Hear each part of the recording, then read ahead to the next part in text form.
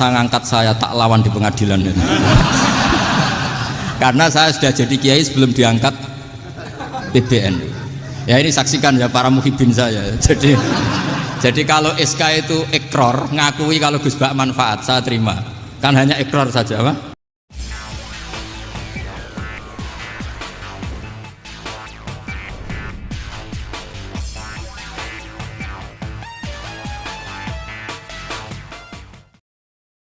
Assalamualaikum warahmatullahi wabarakatuh. Bismillahirrahmanirrahim. Tabarakalladzi nazzala al-furqana ala 'abdihi liyakuna lil 'alamin nadhira. Allahumma shalli wa sallim ala sayyidina Maulana Muhammad wa ala alihi wa sahbihi asma'in. Nama ba'du. Semua pengurus PBNU yang saya hormati, semua habaib, semua ulama yang saya hormati, wabil khusus Kiai Haji Abdul Manan, Ketua Lembaga Dakwah PBNU, yang meskipun mondoknya hanya 3 bulan ini sebetulnya problem, sehingga saya kesini ini sebetulnya tidak pernah merasa ibadah. Ini bukan dakwah, ini show dakwah. Jadi yang namanya dakwah itu ya orang-orang di kampung nggak bisa ngaji, diajarin ngaji. Seperti saya di Jogja, di Rembang. Kalau ini show dakwah. Dan ini ada agak kesalahan karena mondoknya hanya 3 bulan. Jadi tidak bisa bedakan mana dakwah, mana show dakwah. Ini jelas show itu. Mungkin yang benar-benar dakwah yang sekarang sedang bikin masjid di pedalaman Kalimantan, pedalaman Sulawesi, atau saudara-saudara kita yang di Korea. Saya kemarin di Korea itu dakwah betul. Kalau ini agak-agak tontonan. Ya tapi masih bagus lah, melihat wajahnya habib ulama itu ibadah. Tapi begini ya, yang jelas saya berharap sekali, saya diundang sekali ini saja, jangan diulang. Karena mencintai ulama itu baik, tapi ngatur ulama itu dosa. Ini murah. Jadi ini harus dicatat. Jadi Imam Malik itu kalau diundang tuh marah, meskipun yang undang itu seorang raja zaman itu, Harun ar-Rasyid. Beliau minta supaya Imam Malik baca Muwatta di istana untuk anak-anaknya, padahal seorang presiden mau ngajari anak-anaknya. Imam Malik marah, masyhur gitu. Al ilmu yu'ta la ya'ti. Ilmu disowani, ora apa ilmu yang sowan. Di mana-mana timba itu ke sumur apa sumur yang ketimba? Timba ke sumur. Ini agak kecelakaan. Pakai air pam. air pam katanya. Jadi udah banyak air. Sehingga saya kata orang banyak itu di SK-kan PBNU, tapi itu tidak pernah saya pikir. Karena saya melakukan kebaikan itu sebelum dapat SK. Saya ngajar sebelum dapat SK, saya dakwah di mana-mana sebelum dapat apa? SK. SK saya langsung minallahi ta'ala, dari Allah Ta'ala. Jadi kalau PBNU niatnya ikror bahwa orang yang sudah manfaat diangkat, itu saya terima. Tapi kalau merasa ngangkat saya tak lawan di pengadilan. Karena saya sudah jadi kiai sebelum diangkat PBNU. Ya ini saksikan ya para muhibin saya. Jadi kalau SK itu ikror, ngakui kalau Gus Bak manfaat, saya terima. Kan hanya ikror saja, Pak. Tapi kalau merasa ngangkat dari bawah ke atas, itu tak lawan sampai apa? Pengadilan, sampai di akhirat. Tersangkanya ya yang sedang jabat sekarang itu. Tapi saya yakin enggak, Kiai Miftahul Ahyar itu orang alim karena alumni Sidogiri dan menantunya Syekh Duki. Di antara gurunya itu pernah mbah mertua saya, karena istri saya orang Sidogiri. Beliau juga besanan sama keluarga Lasem, saya ini Durriyah Lasem. Pak Said Akil juga orang alim, mbah-mbahnya juga orang alim. Baru kemarin nyocokkan nasab sama saya. Buyut-buyutnya beliau itu adik buyut saya, pernah cocokkan sama saya. Gus, saya sama saya tua mana? Tua saya, buyut kamu adik buyut saya, kata saya gitu. Tapi saya tetap hormat sama beliau karena ya pernah sepuh umurnya setidaknya. Jadi saya ulang lagi, ngaji seperti ini itu sebetulnya lebih ke show, pertunjukan. Supaya pertunjukan ini tidak dosa, saya isi ngaji betulan. Tapi jangan diulang. Karena biasa ngaji rutin. Saya di Jogja tafsir Jalalain sudah juz 23. Pernah khatam hikam. Sekarang Nashahul Ibad separuh. Saya ngaji di Sidogiri Itkon, di Sarang Balaghatul Quran, di Hajen Lubul Usul, tapi sarahnya yang Thariqatul Usul, sarahnya Mbah Sahal Mahfud. Jadi baru di sini ngaji bersaing sama orang yang mondok berapa? 3 bulan. Ini masalah, masalah. Nggak boleh mondok itu harus buat tulis zaman. Tapi ya tidak apa-apa, mungkin laduni ya. Jadi kalau mondok cepet itu kemungkinannya apa? Laduni. Begini, tapi saya tertarik apa yang dikatakan Kiai Haji Abdul Manan tadi menyangkut kalimat tauhid. Saya ngaji di mana-mana bilang, kalau ngaji itu yang tahqiq itu detail. Detail itu bahasa Arabnya tahqiq. Jadi kita misalnya berpikir secara jernih, orang yang kafir 70 tahun itu pasti menjadi muslim karena melafadzkan la ilaha illallah. Dan itu bi ijma'il ulama. Semua ulama mengatakan demikian. Saya ulang lagi, itu bi ijma'il ulama. Karena mansus di Quran ada ayat kulil ladina kafaru iyantahu yughfar lahum ma qad salaf. Kalau orang yang kafir 70 tahun bisa dihilangkan kekafirannya hanya dengan kalimat la ilaha illallah Muhammadur Rasulullah. Berarti kalimat ini statusnya apa? Penghilang kekafiran, apa? Penghilang kekafiran. Lalu ada kelompok yang mengatakan gara-gara kalimat la ilaha illallah dan pegang patok nisan itu orang menjadi kafir. Ini kan jadi paradok. Lafadz yang kita statuskan sebagai penghilang kekafiran dengan lafadz yang sama orang menjadi kafir. Itu nggak ketemu nalar. Mbok nalar paling apapun tetap nggak ketemu. Kecuali tadi ya dalilnya pokok ngotot tadi. Itu memang kacau itu. Tapi alhamdulillah mereka insya Allah ya sadar. Kamu jangan bayangkan mereka tidak sadar terus, berarti kamu doanya jelek. Bisa saja mereka sudah ingin sadar, berhubung digojlok ini terus nggak jadi sadar. Jadi jangan-jangan salah kita karena sering gojlok sehingga yang mau sadar jadi tidak apa? Nggak sadar. Saya tadi jam 10 sampai setengah 2 masih ngajar di pondok saya. Saya ngajar tafsir masih di Rembang sana saya. Terus saya ke Semarang Delalah Muyassar. Ya mungkin agak-agak keramat, jadi tetap jam 3:15 saya bisa ketemu Habib Umar Hafid.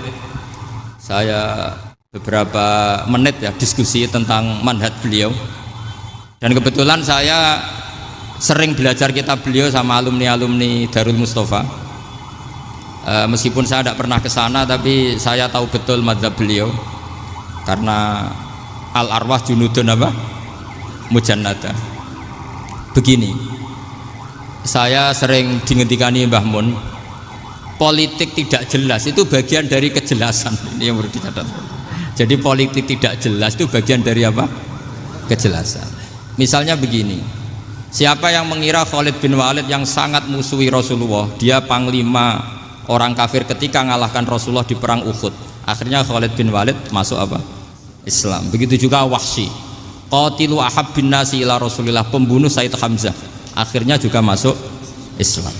Begitu juga Abu Sufyan, dia pemimpin besar kafir Mekah ketika perang Badar, ketika perang Khandaq, akhirnya juga Islam dan menjadi mertua Rasulullah Shallallahu Alaihi Wasallam.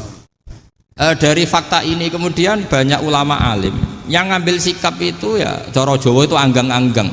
Anggang-anggang itu gak tegas, tapi gak tegas dari rumusan ilmu yang detail. Saya ulang lagi, gak tegas tapi dari rumusan ilmu yang apa? Detail.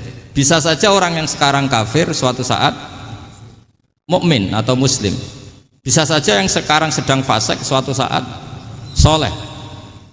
Bisa saja yang mondok 3 bulan rois PB NU. Sementara yang mondok lama kadang Kiai RT. Tapi itu hanya hukum duniawi. Saya yakin yang Kiai RT ini PBNU di akhirat. Karena mondoknya lebih apa?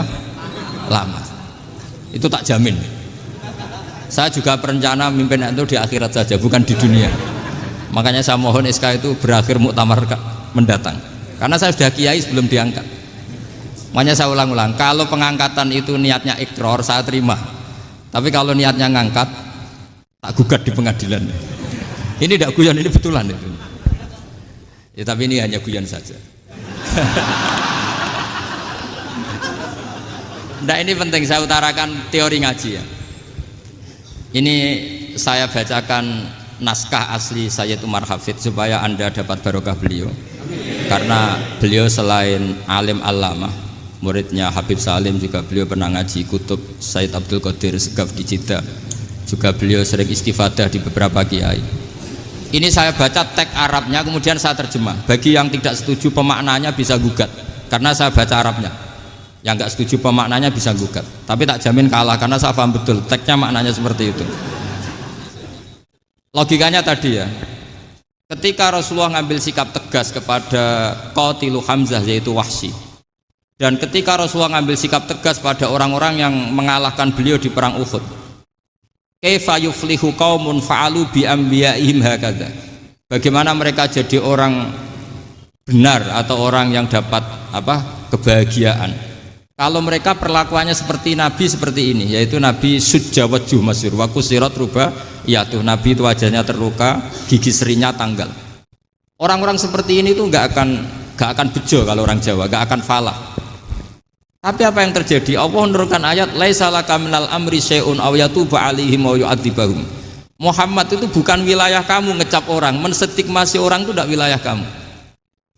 Saya bisa saja mengampuni mereka atau menyiksa saya itu atau menyiksa mereka itu wilayah saya, kata Allah. Saya bisa saja mengampuni mereka atau menyiksa mereka itu wilayah saya. Sehingga akhirnya apa? Rasulullah tidak ngambil sikap yang mungkin orang lain mengatakan itu tidak tegas. Tapi itu kearifan. Betul, akhirnya Wahsy malah masuk Islam. Khalid bin Walid panglimanya juga masuk Islam. Dan beberapa orang kafir juga masuk Islam, termasuk mimbenihim, ketuanya yaitu Abu Sufyan. Ini penting saya utarakan. Makanya ini saya baca pembenaran dari konstruksi pikiran tadi. Nah ini supaya khas. Ini khasnya orang mondok 10 tahun ini. Jadi ini tak baca ini. Nah, biar jelas ini nanti teksnya persis ya, tidak saya rubah. Ini di kitabnya Habib Umar Hafid, namanya itu Taujihun Nabi Limardoti Bari. Kalau diterjemah ya mengarahkan orang yang sadar. Nabi itu orang yang sadar ya, sampai ini termasuk orang yang sadar. Limardoti Robbi, menuju mendapat ridho Tuhan atau Allah Subhanahu wa Ta'ala. Saya baca teksnya ini di halaman 179. Ini tidak ada yang saya rubah, tidak saya kurangi. Bismillahirrahmanirrahim. Fala buddha an nuwattina qulubana ala annana khodamatu ahli hadal qaul wa yattali Allah min qulubina annana na'taqidu imkaniyata ayyasfa'a fi ahadina yaumal qiyamati man huwal ana kafirun yuslimu faya'lu sya'nu indal haqqi fayakunu sababan li kholasika fil qiyamah yumkinu dzalik.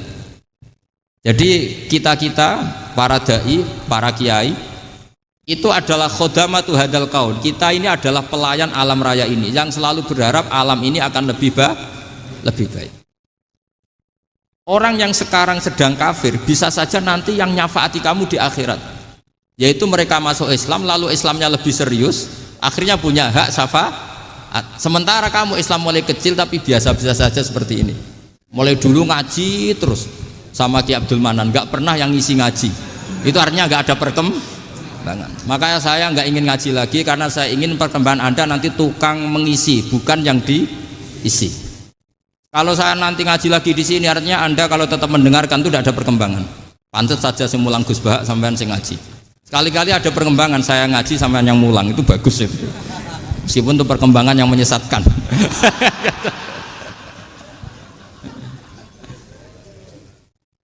Ini penting saya utarakan. Ini dawuhnya Sayyid Umar ya. Orang yang sekarang sedang kafir bisa saja orang ini nanti nyafaati kamu, yaitu beliau orang ini Islam, kemudian Islamnya serius, maka punya hak syafaat. Sementara kamu Islamnya biasa-biasa saja. Itu masyhur kayak Sayyidina Umar. Sayyidina Umar Islam di hari itu langsung makomnya makom yang a'la, sehingga mengalahkan yang sudah Islam lebih lama. Karena Islamnya Umar itu menjadi izzatul Islam betul. Makanya jangan benci orang tegas teman-teman, kadang ya ada baiknya. Abu Bakar itu sudah Islam tapi layinal janib, orangnya santun. Kalau dipisoi orang yang menengahi lah, kira-kira seperti itu. Begitu juga Bilal, Ammar, Suhaib. Singkat cerita, Rasulullah itu sering dibully ya, sering disiksa orang-orang kafir. Rasulullah berharap, wah kalau yang Islam gini terus repot. Melihat Umar ini petarung Di pasar Uka dia dapat uang itu kalau tarung, menangan. Kata Rasulullah, kalau ini yang Islam ya bagus. Beliau berdoa, Allahumma aizal Islam bi Umar. Itu kira-kira 2 hari dari doa beliau, Umar masuk Islam. Itu pertama masuk Islam itu orang-orang kafir diparani. Kalau kamu ganggu Rasulullah Muhammad tak bunuh. Semenjak itu orang kafir yang gentenan sembunyi. Sehingga kata para mereka yang Islam, Islam selalu jaya mut aslama Umar. Ketika Umar masuk Islam. Itu dalam 1 hari Islam itu Rasulullah sudah ngendikan Umar yang Islam sehari ini imannya kalau ditimbang separuh ahli dunia masih unggul sama Islamnya Umar. Nah bisa saja seperti itu. Jadi saya minta sama teman-teman yang mencintai ilmu, tidak tegas itu bagian dari ketegasan dalam ilmiah. Karena kita ini tidak mengendalikan dunia, tidak mengendalikan hidayat, hanya Allah piyambak yang ngasih apa? Hidayat. Maka sikap kita laisalaka minal amri syai'un aw yatuba alaihim aw yu'adzibahum. Rasulullah yang ahabbul khalqi ilallah saja tidak boleh tegas karena semuanya potensi itu ada. Cuma kita tegas dalam kebenaran saja, tapi nggak perlu tegas dalam mengawal kebenaran. Kenapa demikian? Karena Islam ini agama yang akan dijaga Allah ila yaumil. Yang jaga Islam bukan PBNU, bukan PP Muhammadiyah, bukan kiai. Yang menjaga Islam namun Allah Subhanahu wa ta'ala. Makanya Sayyidina Umar itu kalau disuruh mikir Islam itu nggak mau betul. Masyhur itu dalam tarikh-tarikh. Umar mimpin itu sukses, banyak futuhat. Singkat cerita akhirnya orang tuh kelangenan, wah kalau Umar meninggal kayak apa. Sehingga Abdullah bin Umar setiap jalan-jalan tuh dibully, kalau sekarang dibully. Ya Abdullah bin Umar, bapak kamu itu gimana? Sudah sepuh mau meninggal kok tidak suksesi. Kalau saja ada orang penggembala kemudian meninggalkan kambingnya di hutan, kamu anggap orang yang mudoyik enggak, menyanyiakan kambing itu enggak? Ya iya kata Abdullah bin Umar. Apalagi amru hadil umat ini mau ditinggal gelanggang nanti suatu saat Umar meninggal. Mbok ya suksesi supaya jelas. Logika itu diaturkan ke Umar radhiyallahu anhu, ke Sayyidina Umar. Pertama Umar agak tertarik dengan logika itu. Lama-lama beliau marah. Tidak jadi. Saya tetap tidak akan istikhlaf, tidak akan suksesi. Dan saya tidak akan mikir Islam katanya. Islam akan diurus oleh Allah Subhanahu. Terus beliau ngendikan, Islam ini jalan ketika ditinggal Abu Bakar. Bahkan ketika ditinggal ahabbul khalqi ilallah akramul khalqi indallah, yaitu Rasulullah Muhammad sallallahu alaihi wasallam. Coba Islam dulu dipimpin Abdul Qadir ketua wali, dipimpin Wali Songo, dipimpin orang top-top. Sekarang dipimpin mondok 3 bulan jalan. Karena Islam yang ngatur Allah Subhanahu wa taala. Jadi ini penting. Loh coba ustadz tuh banyak yang nggak bisa ngaji loh. Tapi ya laku ya nggak masalah. Loh saya kemarin di Korea seminggu. Itu TKI jadi khotib, ada yang jadi mufti, ada yang jadi suriah. Itu ada yang di sana jadi suriah, pulang ke kampung angon kambing lagi. Loh itu teman saya kenal. Iya suriah Korea tapi. Artinya gini, bahkan masjid semua yang di Korea itu didirikan oleh TKI dan TKW. Mereka digerakkan Allah untuk mikir agama, karena agama ini milik Allah. TKI saja mikir. Makanya ini penting, yo dakwah tapi tauhidnya sing kenceng, jangan dakwah kenceng tauhidnya kendor. Itu bahaya betul. Saya ulang lagi ya, ini dawuh Habib Umar. Jadi kata beliau, fala budda an wattina qulubana. Kita harus yakin seyakin-yakinnya bahwa semua kemungkinan itu mungkin. Makanya masyhur dalam tarikh ketika kafir Quraisy mau disiksa oleh para malaikat karena mereka sering menyakiti Nabi, kata Nabi gimana? Jangan. Saya berharap kalau bapaknya tidak mukmin, suatu saat anaknya mukmin. Masyhur dalam tarikh. Musuh Nabi besar siapa? Walid bin Mughirah. Punya anak Khalid bin Walid. Abu Lahab punya anak Darrah, itu mukminah yang baik. Abu Jahal punya anak Ikrimah, itu mukmin yang baik. Di Indonesia lebih hebat lagi. Bapaknya ra iso maca Quran, anaknya hafid. Bapaknya Utun Ratamat SD, anaknya jadi dekan. Di Indonesia banyak orang nggak siapa-siapa, anaknya jadi presiden, anaknya jadi menteri. Artinya jangan karena bapaknya kafir kamu nganggep anak turunnya pasti selalu kafir. Teori itu sudah salah zaman Rasulullah. Yaitu Walid akhirnya punya anak Khalid, Abu Lahab punya anak Darrah. Terus siapa? Abu Jahal punya anak siapa? Ini penting saya utarakan karena dakwah kalau terlalu semangat nanti kalau menghilangkan tauhid bahaya. Tetap innal huda. Uni Soviet kayak apa? Mengkooptasi negara-negara sekelilingnya sampai jadi Zuni.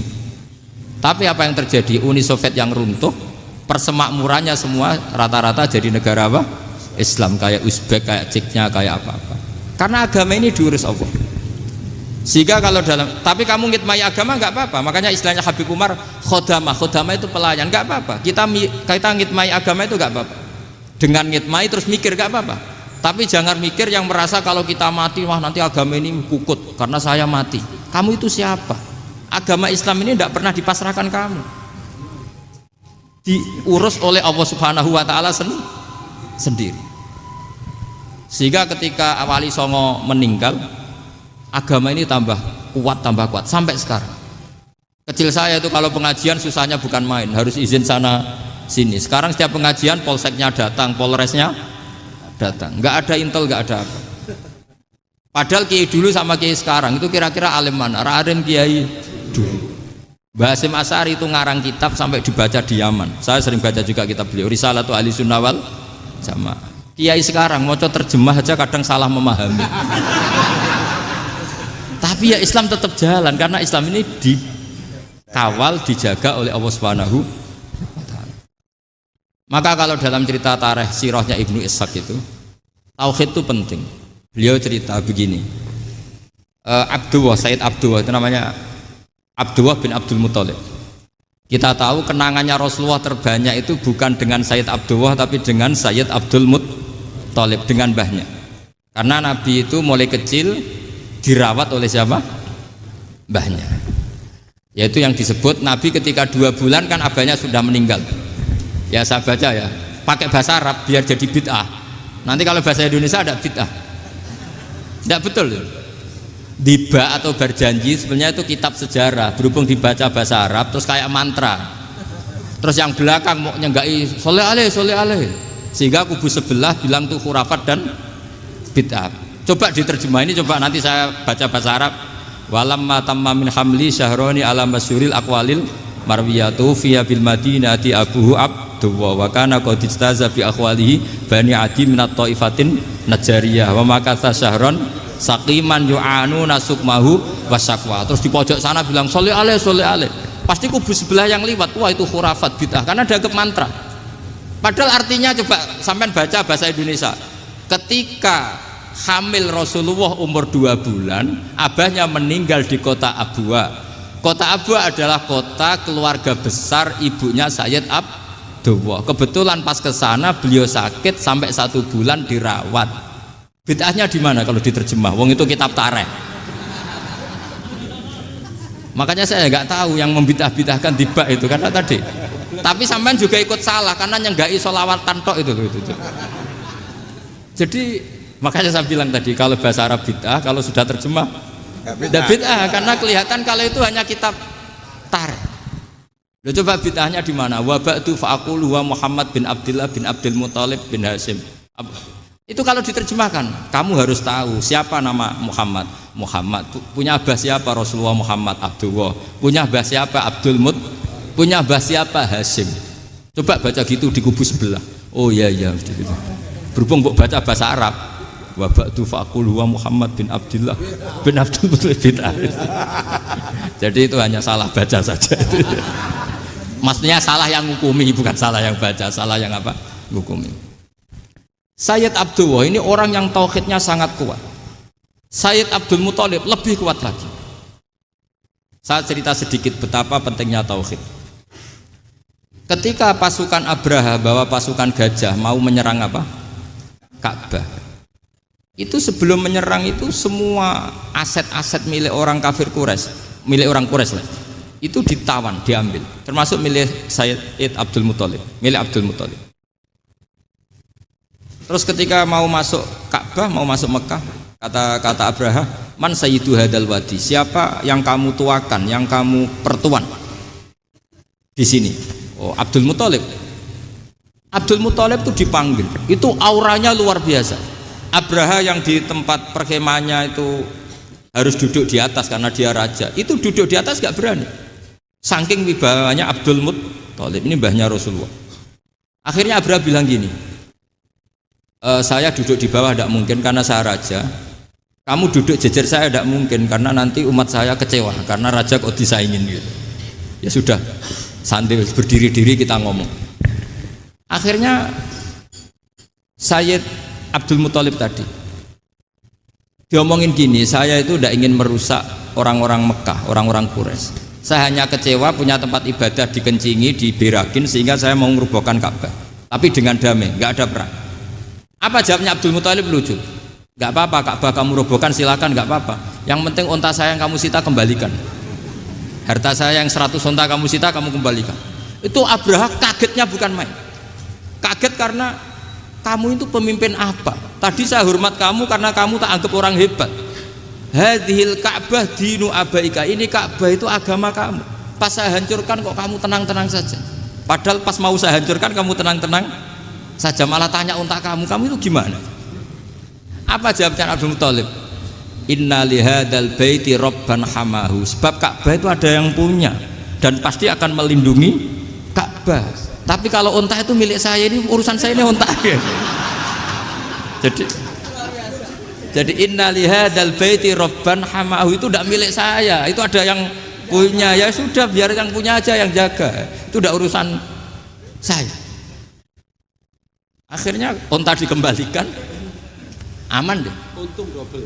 Terus akhirnya dia ke Ka'bah, fa'akhudha bi halaqatil bab, karena dulu apa itu halaqatil bab, karena dulu itu yang dipakai apa itu pegangan itu bentuknya apa, bulat, makanya diistilahkan halaqah apa, bulat. Kalau sekarang halaqah ilmiah itu seminar. Tidak. Halaqah itu buruhi lain lagi. Ya. Pegang terus bilang gini, kata Abdul Muttalib, ya Allah, Ka'bah ini mau dihancurkan oleh Abraha. Ka'bah ini milik kamu. Saya mau ke gunung, mau melihat apa yang kau lakukan terhadap orang yang mau merusak Ka'bah. Terus Abdul Muttalib bilang ke umatnya, wa ya qaumi, ayo kita ke gunung melihat ma fa'ala rabbuna, apa yang akan dilakukan Tuhan kita terhadap orang yang mau menghancurkan Ka'bah. Jadi santai saja, santai. Terus Abdul Muttalib naik gunung sama orang-orang Quraisy. Abraha datang mau merusak Ka'bah, terus terjadi alam taro kaifa fa'ala rabbuka bi ashabil fil. Itu melihat, dan betul Ka'bah dijaga Allah. Islam juga gitu. Ketika Islam dikooptasi Uni Soviet, semua ulama, semua wali perasaannya hanya nunggu kehancuran Uni Soviet, karena pasti agama ini dijaga. Saya setiap sholat, setiap munajat, ketika baca Rabbana lakal hamdu bil samawati wa mil'ul ardi. Dulu saya iskal itu janggal. Ya Allah, engkau zat yang layak dipuji, yang pujian itu memenuhi langit dan bumi. Pikiran saya kalau bumi ateis itu mujinya kayak apa? Tapi masya Allah, ketika saya datang di Korea, bumi ateis, ternyata di sana banyak masjid, banyak tasbih, bahkan ada sakduna di sana. Karena Allah sudah ngendikan lakal hamdu mil'us samawati wa mil'ul ardi. Dan sekarang nyata, semua bumi ateis, bumi apa saja, ada tasbihnya, ada tahmidnya. Makanya sadaqallahul adzim ketika ngendikan sanurihim ayatina fil afaq walladzi arsala rasulahu bil huda dinil haqqi liyuzhirahu 'alad dini kulli. Makanya saya mohon sekali bahwa agama ini harus kamu khidmah. Tapi enggak boleh kamu pikir. Atau dibaliklah, khidmah maka memikir. Tapi tidak usah GR bahwa agama ini diserahkan sampean. Saya juga agak ridho. Agama kok diurus orang-orang kayak gini, kayak apa nasibnya? Jadi ini penting, karena rata-rata kiai alim itu tidak jelas. Terus oleh orang-orang yang nggak pernah ngaji itu, wah ini nggak jelas, nggak tegas. Islam itu harus tegas. Maksudnya tegas itu kayak apa? Tegas itu di wilayah kita. Kalau istri kamu mau diperkosa orang itu boleh tegas, itu wilayah kamu. Tapi kalau hidayat itu wilayahnya Allah Subhanahu wa Ta'ala, kita tidak pernah tahu. Bahkan yang sudah Islam saja, nyuwun sewu, itu nggak ada jaminan mati husnul. Kita tahu dalam sejarah Sa'labah itu dapat gelar hamamatul masjid, merpatinya masjid. Tapi kita tahu akhirnya Sa'labah itu apa? Su'ul khotimah. Sampai dalam Islam selalu diajarkan ya muqallibal qulub tsabbit qalbi ala din. Jadi kalau kita sendiri saja masih ingin selalu husnul khotimah, agak ada ruang untuk mudah menvonis orang lain. Makanya saya salut sekali ketika Habib Umar menulis kita semua ini mengkhidmai hadal kaun dan selalu berharap bisa saja suatu saat orang yang sedang kafir bisa saja suatu saat muslim. Nah soal kalau yang sama yang harbi menyerang kita ya tarung, kalau artinya kalau yang merangi kita ya kita wajib perang, kalau enggak ya habis kita, seperti kita lakukan ketika diserang Belanda. Tapi ketika mereka musta'man, dhimmi, mu'ahad, orang-orang kafir yang mau berdamai dengan kita ya kita damai, sebagaimana yang dilakukan Rasulullah SAW ketika berdamai dengan kafir Quraisy yang dipimpin Suhail bin Amr, masyhur itu dalam tarikh. Singkat cerita kan Sayyidina Ali ini pernah konflik sama orang Khawarij. Kata Sayyidina Ali, ya sudahlah, namanya kita musuhan, kita tidak usah ketemu, pakai mediator, kata Sayyidina Ali. Kata orang Khawarij, ini apa-apaan kok butuh mediator, nggak ada Qur'annya, ada hadisnya. Kira-kira kalau Pak Sayyidina Ali orang Jawa, nggak ada apa tidak tahu. Walhasil Sayyidina Ali akhirnya baca ayat, wa in khiftum shiqaqa bainihima fab'atsu hakaman min ahli wa hakaman min ahliya. Jika suami istri tengah konflik, maka yang keluarga suami kirim mediator, yang keluarga perempuan juga kirim. Terus kata Sayyidina Ali, wa amru ummati Muhammad a'dhamu min amri rajulin wa imra'atin. Kalau suami istri saja ketika konflik butuh mediator, apalagi ini kelompok besar pasti lebih butuh mediator. Akhirnya lalu mediatornya siapa? Kata Sayyidina Ali, ya siapa saja yang penting baik. Ditunjuk seseorang, diprotes sama orang Khawarij, ini orang nggak kredibel. Oh ini, terus Sayyidina Ali marah-marah.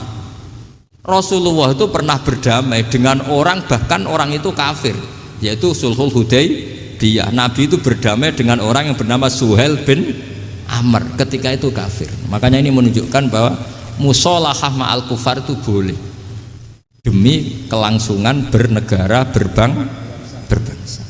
Kamu tidak usah meragukan reputasi NU. Ketika dulu kafirnya kafir harbi zaman Belanda, ya Mbah Hasim fatwa apa? Jihad.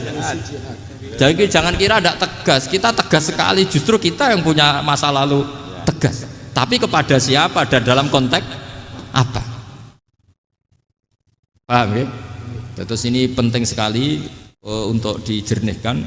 Ini saya baca berikutnya nanti, tidak supaya tahqiq. Saya syukur sekali, saya tadi sekaligus minta ijazah sama Habib Umar, dan memang saya ngaji ini lama sama teman-teman alumni Yaman, cuma belum pernah ketemu mu'alifnya.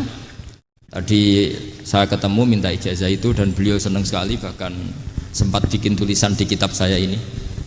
Sama tidak perlu baca, karena kalau bisa ya biasa, kalau tidak bisa malu ya sudah, tidak usah baca sudah. Terus ini kata beliau, ini masih saya teruskan. Nahnu min hadhil intilaqah naktasibu thabatana wa quwwata yaqinina wa illa fa fil ardi mu'aridun wa muntaqidun wa mukhalifun min akhyarin wa asyrarin sholihin wa fasikin muslimin wa kuffar.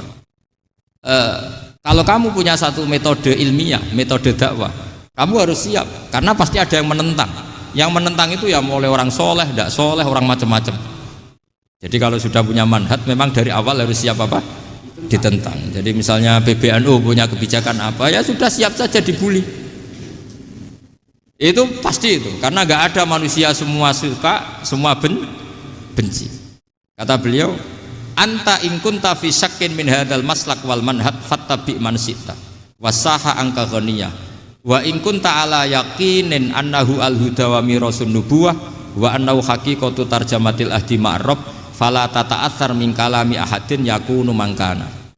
Jadi intinya kita mengawal Islam secara rahmatan lil alamin itu justru kita berharap menjadi simpatik dan menjadikan mereka menjadi napa Islam. Jangan ketika simpatik dianggap gak tegas. Saya masih ingat betul dawuh Mbah Mun, hak sekseni, kata beliau. Saya masih ingat kalimatnya, sekseni. Akurat tegas itu berdasar ayat laisalaka minal amri syai'un aw yatuba alaihim aw yu'adzibahum. Karena potensi sosial itu bisa rubah. Orang yang sekarang kawan kamu bisa saja suatu saat jadi musuh. Yang sekarang musuh kamu bisa saja suatu saat jadi kawan. Terus kamu ngambil sikap tegas, Dalam sesuatu yang nggak stabil seperti ini lalu tegas itu kan nggak pada tempatnya. Makanya yang seperti ini kata Allah pakai asa itu menawa-menawa. Asa wahu ayyaj'ala bainakum wa bainal ladzina ataitum minhum mawaddah. Bisa saja orang yang sekarang musuhan dengan kamu suatu saat dijadikan mawaddah. Kamu udah mawaddah itu saling mengasihi.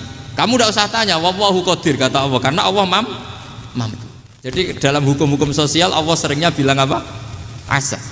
Misalnya wasa antakrahu syai'a wa huwa khairul lakum wa asa antuhibbu syai'a wa huwa syarrul lakum. Karena masalah sosial ini semuanya asa, yang pernah tahu siapa? Bisa saja sekarang saya Rois Surya, nanti SK-nya nggak turun lagi, tapi saya tidak apa-apa. Bisa saja nanti santri 10 tahun dipimpin 3 bulan nggak apa-apa, bolak-balik nggak apa-apa, saya tidak akan kecewa karena masya Allahu kana wa malam yasa lam yakun. Assalamualaikum warahmatullahi wabarakatuh.